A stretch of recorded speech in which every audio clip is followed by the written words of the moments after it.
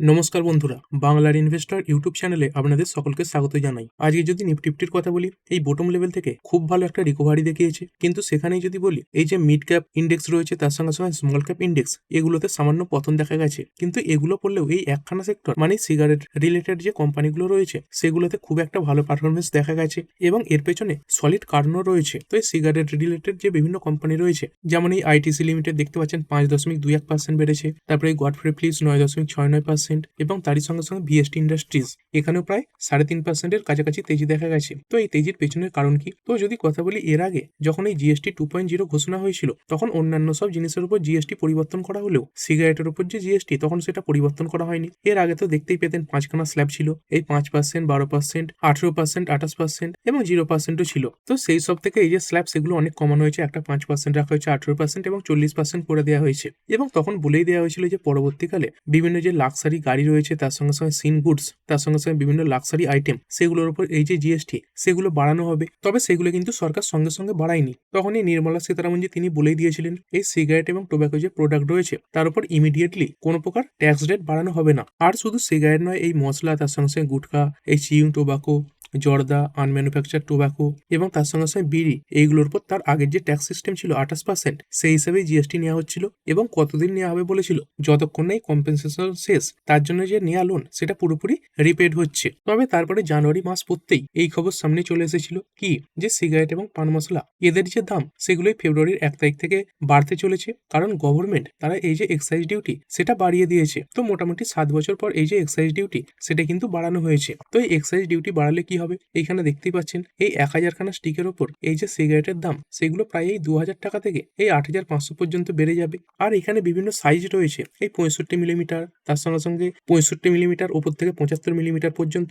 এবং 75 মিলিমিটারের ওপর থেকে যেগুলো রয়েছে। তো যত কম হবে সেই স্টিকে এই যে প্রাইস সেগুলো তত কম হবে। তো যদি এই 1000 স্টিকেও দেখেন এই 2500 থেকে যদি 8500 হয়, তাহলে মোটামুটি একখানা স্টিকে এই 2 থেকে 8.5 টাকা পর্যন্ত এই দাম সেটা কিন্তু বেড়ে যাবে। আর এর জন্য ডেট কবে রাখা হয়েছিল দেখতে পাচ্ছেন, এই ফেব্রুয়ারির 1 তারিখটাকেই ডেট রাখা হয়েছিল। মানে কি এই ফেব্রুয়ারি 1 তারিখ থেকেই কোম্পানিগুলোর উপর এই যে অতিরিক্ত জিএসটি সেগুলো বসে গেছে। আর এরপরে ধরুন কোম্পানিগুলো তাদের এই সিগারেটের দাম বাড়ালো না, তাহলে কি হবে, তাদের যে প্রফিট সেটার উপর নেগেটিভ ইম্প্যাক্ট পড়বে। আর কোনো কোম্পানি কিন্তু সেটা চাইবে না কোনোদিনও যে তাদের প্রফিট সেটা কমে যাক। কোম্পানি অ্যাকচুয়ালি কি করবে, যে দামটুকু বাড়ছে সেটুকুই কাস্টমারদের উপরেই পাস অন করে দেবে, মানে শেষ পর্যন্ত যে প্রাইস সেটা কিন্তু বাড়িয়ে দেবে। তো সেরকমটাই আজকের দিনে ঘোষণা এসেছে, মানে এটা রিপোর্টের মাধ্যমে সামনে আসছে। দেখতে পাচ্ছেন ITC other cigarette stock rice up to 13% price hike. তো এরকম আইটিসি তার সঙ্গে সঙ্গে অন্যান্য যে কোম্পানিগুলো রয়েছে ভিএসটি ইন্ডাস্ট্রি, তার সঙ্গে সঙ্গে গডফ্রে ফিলিপস, এগুলোতে এই তেজি এই কারণেই দেখা গেছে, কারণ এই প্রাইস হাইক এই যে রিপোর্ট সেটা সামনে আসছে, মানে কোম্পানিগুলো সিগারেটের যে প্রাইস সেগুলো বাড়াতে চলেছে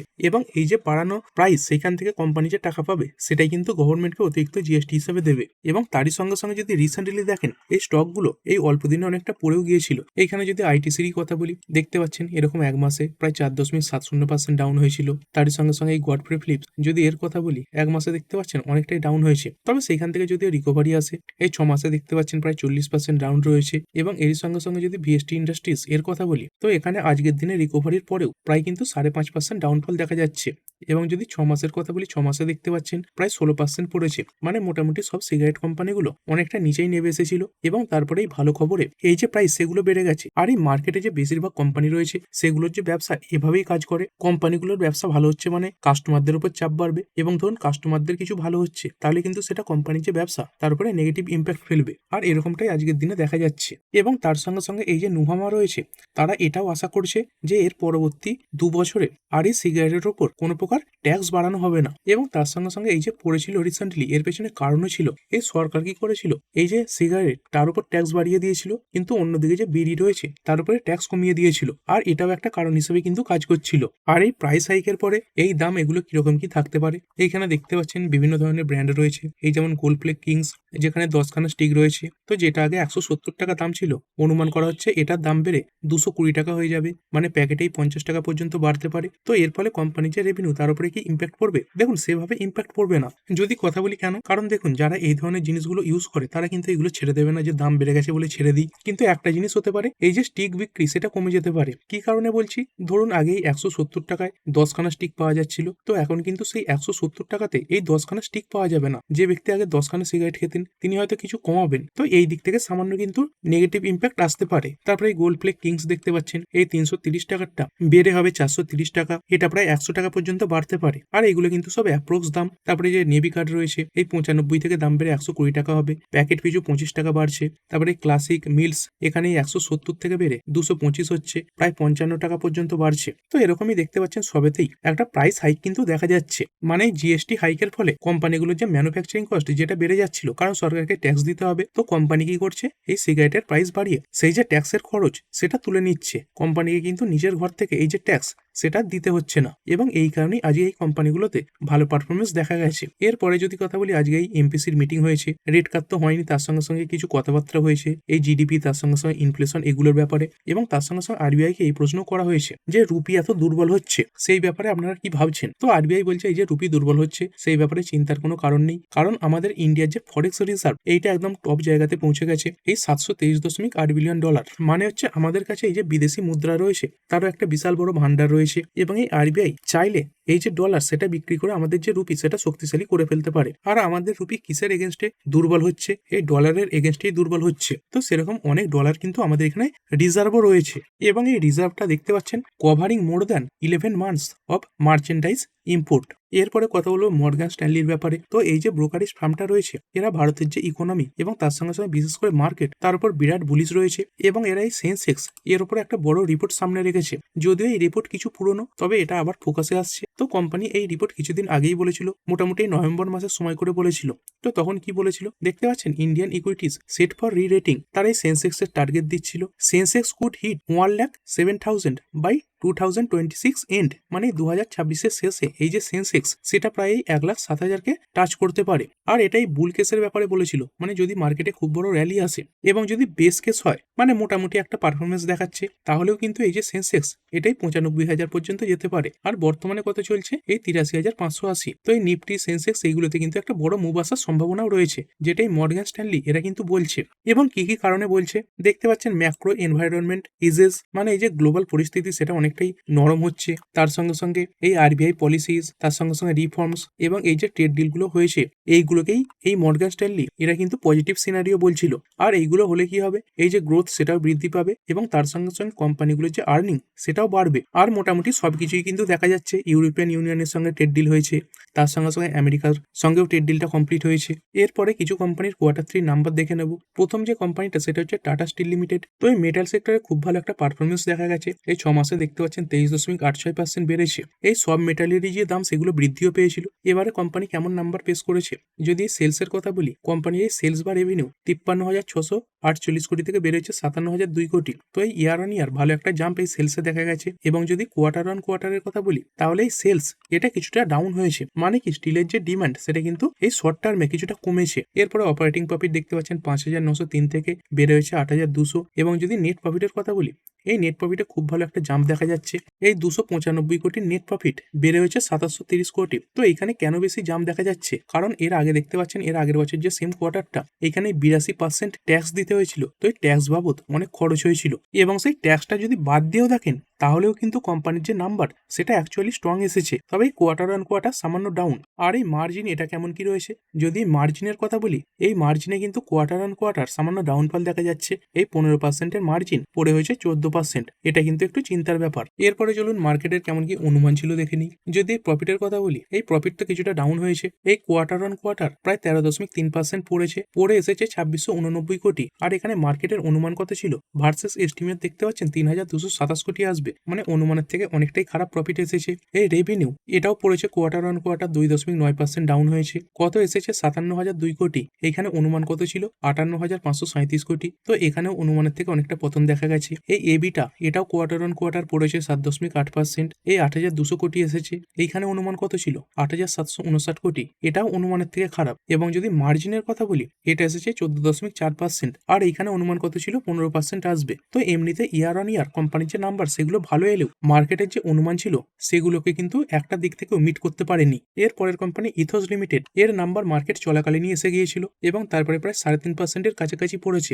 যদি কোম্পানির বিজনেসের কথা বলি, এই কোম্পানি কি কাজ করে থাকে, বিভিন্ন যে প্রিমিয়াম মডেলের ঘড়ি সেইগুলোর রিটেলের ব্যবসা করে থাকে। মানে এই কোম্পানির নিজস্ব কোনো ঘড়ি নেই। এই কোম্পানি কি করে, বিভিন্ন দামি দামি ব্র্যান্ডের যে ঘড়ি সেইগুলোকে আবার সেল করে থাকে। তো কোম্পানির ওয়েবসাইটে গেলে বিভিন্ন দামও দেখতে পাচ্ছেন এদের সব ঘড়ি এগুলো কিন্তু সব প্রিমিয়াম থাকে। এখানে দেখতে পাচ্ছেন প্রায় 43 লাখের ওপরে, এই 28 লাখ, 20 লাখ, মানে প্রিমিয়াম মডেলের যে ঘড়ি সেইগুলো এরা বিক্রি করে। আর যেগুলো এদের মধ্যে কম সেগুলোও দেখতে পাচ্ছেন এই 4 লাখ রয়েছে, 7 লাখ রয়েছে, এরকম দাম এখানে দেখতে পাওয়া যায়। এবারে কোম্পানি কেমন নাম্বার পেশ করেছে, কোম্পানির সেলস এই 370 কোটি থেকে বেড়ে হয়েছে 469 কোটি। এর আগের কোয়ার্টারে ছিল 383 কোটি। মানে ইয়ারলি এবং তার সঙ্গে সঙ্গে কোয়ার্টারলি কোম্পানির যে সেলস এটা বেড়েছে। অপারেটিং প্রফিটও দেখতে পাচ্ছেন 57 কোটি থেকে বেড়ে এসেছে 61 কোটি। এর আগের কোয়ার্টারে কত ছিল, 48 কোটি। আর যদি নেট প্রফিটের কথা বলি, এই 29 কোটির নেট প্রফিট এটা কিন্তু সামান্য বেড়েছে, এই 31 কোটি এসেছে। তবে কোয়ার্টার অন কোয়ার্টার প্রায় 7 কোটি বেড়েছে। তবে এখানে কোম্পানির যে মার্জিন এটা কিন্তু ইয়ার অন ইয়ার অনেকটাই পড়েছে। এই 15% মার্জিন ছিল, সেখান থেকেই মার্জিন পড়ে হয়েছে 13%। এরপরের কোম্পানি কল্যাণ জুয়েলার্স ইন্ডিয়া লিমিটেড। কেমন এসেছে কোম্পানির নাম্বার, এইখানে কোম্পানির নাম্বার স্ট্রংই দেখতে পাবেন। এই সেলস দেখতে পাচ্ছেন 7,278 কোটি, এইখান থেকে বেড়ে হয়েছে 10,343 কোটি। আর এখানে কোম্পানির নাম্বার এমনিতেও ভালো আসবে। ধরুন এর আগেও যে পরিমাণে, মানে ওয়েট হিসেবে বলছি, এই জুয়েলারি বিক্রি করেছিল, এবারে যদি সেই একই জুয়েলারি বিক্রি করে তবুও কিন্তু কোম্পানির এই যে সেলস এটা বেড়ে যাবে। কেন, কারণ এই গোল্ডের যে দাম সেটা কিন্তু বৃদ্ধি পেয়েছে। কোম্পানির সেলস 7,278 কোটি থেকে বেড়ে হয়েছে 10,343 কোটি। তারপরে অপারেটিং প্রফিট 430 থেকে বেড়ে হয়েছে 750, এটা কোয়ার্টারলি বেশি। যদি মার্জিনের কথা বলি, এই ইয়ার অন ইয়ারও দেখতে পাচ্ছেন 6% থেকে বেড়ে 7% হয়েছে, এবং কোয়ার্টারলিও যদি দেখেন তাহলে এই 6% থেকে বেড়ে 7% হয়েছে। আর এই নেট প্রফিট এটা কেমন এসেছে, এই 219 কোটি থেকে প্রায় কিন্তু ডবল হয়ে গেছে, এই 416 কোটির কাছাকাছি এসেছে। এবং এর আগের কোয়ার্টারে কোম্পানির যে নেট প্রফিট এটা ছিল 261 কোটি। তো এই প্রফিট, রেভিনিউ, তার সঙ্গে সঙ্গে পিবিটি সব ক্ষেত্রেই কোম্পানির যে নাম্বার সেটা স্ট্রং এসেছে। এবং তারই সঙ্গে সঙ্গে যদি স্টকের কথা বলি, দেখতে পাচ্ছেন একদম বটম লেভেলে চলছে। তো এইখান থেকে এই ভালো নাম্বারের পরে একটা ভালো রিকভারি কিন্তু এই কোম্পানি দেখাতে পারে। আর এখানে দেখতে পাচ্ছেন মার্কেটের যে অনুমান সেটাকেও কিন্তু কোম্পানি বিট করে গেছে। তারপরে কোম্পানি ফেয়ারক্যাম অর্গানিক্স লিমিটেড। যদি কোম্পানির কথা বলি, একদম টপ লেভেল থেকে অনেকটাই পড়া। এই টপ কোন সময় লাগিয়েছিল, দেখতে পাচ্ছেন 2022-এ টপ লাগিয়েছিল, তারপরে কিন্তু আস্তে আস্তে নিচের দিকেই পড়ছে, মাঝে মাঝে রিকভারিও আসে। এক সময় দেখতে পাচ্ছেন এই 2024-এর জুলাই মাস করে কিছুটা বেড়েছিল, তারপরে আবার সেখান থেকে পড়তে পড়তে এখন কিন্তু এই 600-র কাছাকাছি চলে এসেছে। এক সময় প্রায় এই 2200-র কাছাকাছি কিন্তু চলছিল, মানে একদমই শেষ হয়ে গেছে বলতে পারেন। কোম্পানির যে ব্যবসা সেটা খারাপ হয়ে গেছে। কেমন এসেছে কোম্পানির নাম্বার, এবারেও কোম্পানি খুব খারাপ নাম্বার পেশ করেছে। এই সেলস 113.57 কোটি থেকে পড়ে হয়েছে 100 কোটি। এর আগের কোয়ার্টারে কত ছিল, 111 কোটি। যদি এই অপারেটিং প্রফিটের কথা বলি, এই 7.83 কোটি থেকে পড়ে হয়েছে 4.17 কোটি, এটা কোয়ার্টারলিও ডাউন হয়েছে। এবং এরই সঙ্গে সঙ্গে যদি নেট প্রফিটের কথা বলি, দেখতে পাচ্ছেন এই 3.5 কোটির নেট প্রফিট পোস্ট করেছিল, সেখান থেকে কোম্পানি লস পোস্ট করে দিয়েছে। কোম্পানি এবারে এই 10 লাখ লস করেছে, এবং এর আগের কোয়ার্টারে কোম্পানির এই 77 লাখের প্রফিট ছিল। তো কোম্পানির নাম্বার এমনিতে খুবই খারাপ, তবে স্টকটা যেহেতু টপ লেভেল থেকে অনেকটা পড়ে গেছে, তো এখানে কিরকম কি পারফরমেন্স আসবে সেটা কিন্তু বোঝা যাচ্ছে না। আর এরপরে কথা বলবো আমেরিকা এবং ইরান। তো আজকের দিনে এই যে ইরান এবং আমেরিকার মধ্যে মিটিং নিয়ে কথা ছিল, সেই ব্যাপারে কিছু আউটকামও সামনে আসছে। এইখানে দেখতে পাচ্ছেন US Iran talks conclude in Oman, discussion focused on resuming nuclear talks. মানে কি, আমেরিকা কিন্তু বারবার চাইছে এই ইরান তারা যাতে নিউক্লিয়ার নিয়ে কোনো রকম গবেষণা না করে, মানে নিউক্লিয়ার যে অস্ত্র রয়েছে সেগুলো তৈরি না করে, এবং সেই ব্যাপারে ইরান বারবার চেষ্টাও করছে। তো এই ব্যাপারেই কিন্তু প্রবলেম হচ্ছে। তো সেই যে নিউক্লিয়ার টক সেটা আবার শুরু হতে পারে, মানে এই যে নিউক্লিয়ার বিল সেটা শুরু করার কথাই কিন্তু বলা হচ্ছে। তবে এর মাঝখানে আবার এই ডোনাল্ড ট্রাম্প তার তরফ থেকে হুমকিও আসছে। তো এই আমেরিকা তারা দেখতে পাচ্ছেন আর্জেন্ট ওয়ার্নিং জারি করেছে। কিসের ওয়ার্নিং, এই লিভ ইরান নাও। তো এটা আমেরিকার একটা স্ট্র্যাটেজি বলতে পারেন। একবার যখন কথাবার্তা চলবে সেই সময় করে তারা আবার চাপ তৈরি করার চেষ্টা করে। তো সেরকমটাই দেখা যাচ্ছে।